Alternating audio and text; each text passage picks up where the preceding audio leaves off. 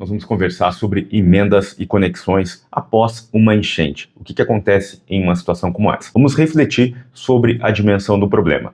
Nós temos casas que ficaram submersas, ou grande parte dela teve muita água entrando. O que acaba acontecendo? Nós temos uma fita isolante aqui nessa emenda. E essa fita isolante tem muitos eletricistas que acabam utilizando em pouca quantidade, fazem uma emenda de maneira muito precária. Isso tudo compromete a segurança da sua edificação. Então, essas emendas todas, elas vão precisar ser refeitas. Por quê? Aqui nós temos uma fita isolante com uma cola levemente, e essa cola ficou durante muito tempo submersa. Nós temos pressão, movimentação, esforço. Mesmo que seja leve, existe um esforço mecânico nesse local. Não existia antes isso. E essa fita isolante vai se danificar. Pode ser que ela comece a se soltar dentro das caixas de passagem. O que vai acontecer em termos práticos? Nessa caixa de passagem, onde tem uma emenda, pode ser que isso apresente fuga de corrente e tenha um aumento no consumo da sua energia elétrica. Só que o aumento no consumo de energia é pequeno quando comparado com o potencial de risco de incêndio e choque elétrico. E se você está prestando esse tipo de serviço, oriente o seu cliente em relação a isso, para revisar e substituir essas fitas isolantes, porque ficaram provavelmente danificadas em uma situação onde elas ficaram embaixo d'água. E muitas pessoas, infelizmente, não vão trocar e vão estar numa situação como essa de risco. Um outro agravante que nós temos em situação como essa é que em muitas residências, os disjuntores não são dimensionados de maneira adequada para proteger o cabo. Por que isso acontece?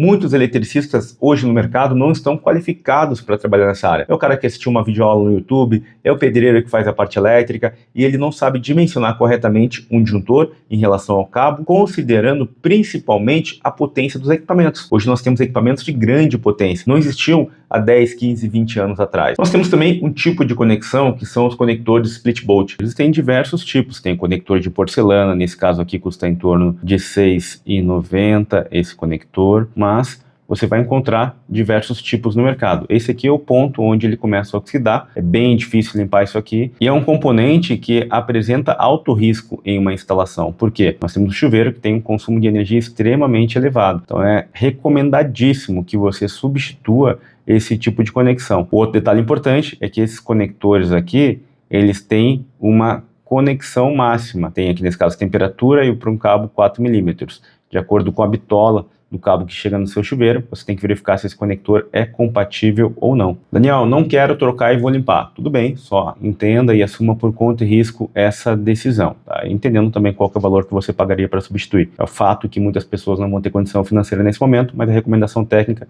é para que você substitua, sim, esses conectores por algum semelhante a esse que eu estou mostrando no momento. Esses condutores conectam o chuveiro ao condutor elétrico da sua edificação, onde nós temos um chuveiro geralmente com potência 5.400 watts, 6.300, 7.200 watts. Nós temos qual a situação?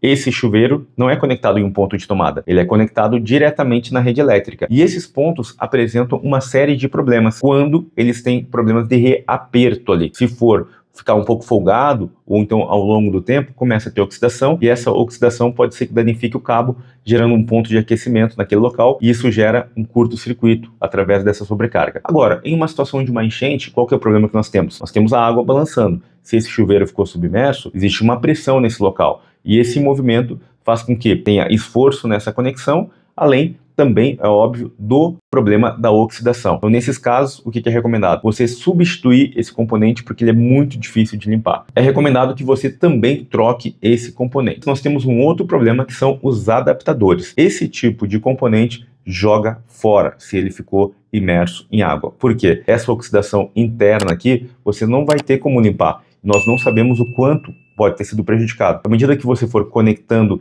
cargas nesse adaptador, se tiver problema de oxidação, vai aumentar ainda mais a possibilidade dessa oxidação danificar esse material. Muitos desses adaptadores têm uma indicação de que suportam uma corrente de 10 amperes. Agora vamos recapitular uma coisa importante? Deixa eu pegar aqui um disjuntor. Aqui nós temos um disjuntor. Esse disjuntor, ele tem como função a proteção para o cabo elétrico. Só que qual que é o cabo que chega na tomada? O cabo que chega aqui é um cabo com 2,5 milímetros quadrados de secção. Esse cabo suporta uma corrente de 21 amperes se for instalado em um eletroduto. Aqui nós temos o disjuntor que protege o cabo. Um disjuntor dimensionado de maneira adequada para uma residência, ele vai ter que ter uma capacidade de condução de corrente máxima de 20 amperes, porque o cabo suporta 21 amperes e o disjuntor, nesse caso, ele vai deixar passar 20 amperes, desarmando antes que o cabo comece a sofrer um dano na sua isolação. Vou pegar um condutor aqui. Então aqui nós temos um condutor. De acordo com a bitola desse cabo, ele suporta uma quantidade máxima de corrente. E essa corrente depende da potência de cada equipamento. Então, nesse caso aqui, vamos ter o quê? Uma proteção, que é o disjuntor, para que não danifique essa isolação. Tem uma relação direta com a proteção da sua residência. E por que isso é importante? Se nós temos um circuito de tomada, esses circuitos, eles têm cabos 2,5 milímetros quadrados. Só que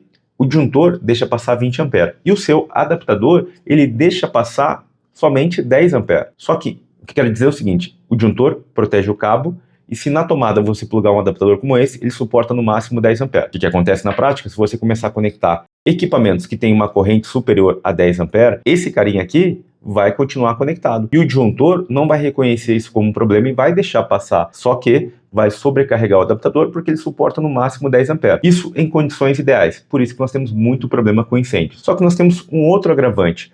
Esse adaptador aqui, quando ele ficou submerso em água, o que acontece? Ele vai ter uma série de problemas de oxidação. Por isso, é extremamente importante que você jogue esse cara fora e não reutilize. Agora, nós vamos falar sobre uma outra coisa muito utilizada. Essas réguas aqui que permitem a conexão de diversas tomadas. O que acaba acontecendo? O mesmo problema. Ela possui contatos internos que vão ser oxidados, existe um cabo que chega até esses contatos, existe um aperto, nesse aperto vai ter um ponto com excesso de aquecimento por conta da oxidação, e isso tudo, à medida que for conectado novas cargas, vai gerar um excesso de aquecimento com risco elevado de choque elétrico. Algumas dessas réguas têm um fusível, tem um local aqui que é um fusível, só que muitas são importadas e esse fusível nem sequer funciona direito, e essas réguas têm um fiozinho aqui muito fininho, 0,75 milímetros, ou seja, o disjuntor protege o cabo da instalação elétrica, mas não protege esse cabo que está aqui nessa régua. Então nós temos dois problemas, que é a capacidade máxima de suportabilidade de corrente desse cabo, que geralmente é fininho, 0,75 milímetros, e o problema da oxidação nesses contatos. Da mesma forma, jogue isso fora se ela ficou imersa debaixo d'água. Não tente arrumar isso aqui, você tem um risco elevado de incêndio na sua edificação. E se você quiser se especializar em reforma elétrica após enchente, nós temos um treinamento gratuito. É só você clicar no link da descrição desse vídeo para poder garantir a sua vaga. Esse treinamento é online e 100% gratuito.